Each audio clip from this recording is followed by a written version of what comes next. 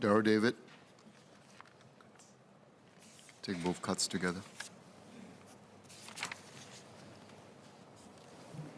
Thank you, Mr. Chairman. The Sports Hall of Fame was set up in 1985 with 24 inductees to honor our top sportsmen and sportswomen.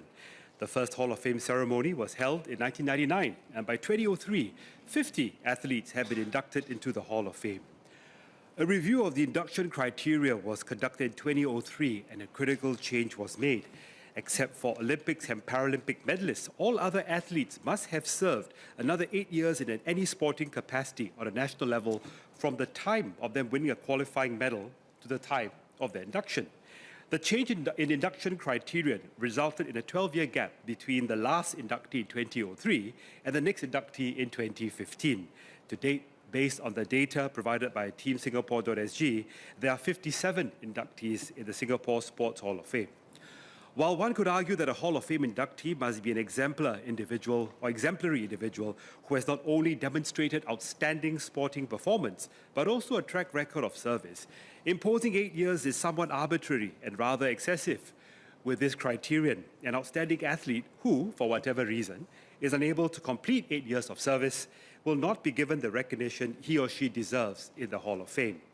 Not being able to complete the mandatory 8 years of service does not reduce the fact that the athlete has contributed to the local sporting scene, or the international sporting scene for that matter. Would MCCY consider a review of the induction criteria, given that the last review was almost 20 years ago? Next cut, sir.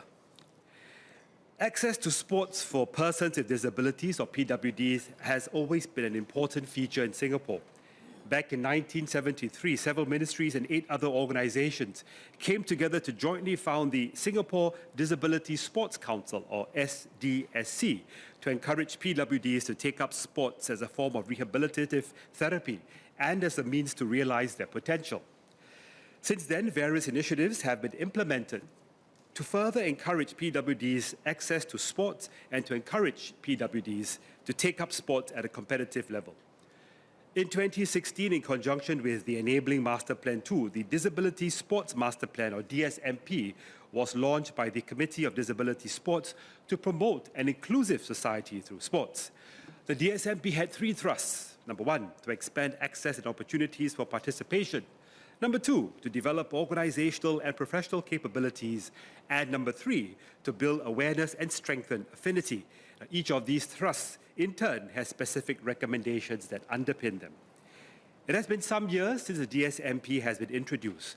Can MCCY share with us the progress of these initiatives under these thrusts and take-up rate of the various programs? What are MCCY's plans to further these initiatives? Are there gaps that exist in the current programs, and how does the ministry intend to plug these gaps? Finally, one of the subcommittees of the Committee of Disability Sports is chaired by the Ministry of Education, MOE. The subcommittee's mandate is to explore how to increase participation opportunities in sports among students with disabilities in mainstream schools and in SPED schools. Can MCCY share perhaps how it has been working with MOE to integrate these programs into schools, especially mainstream schools, when the needs of students are more diverse? Thank you.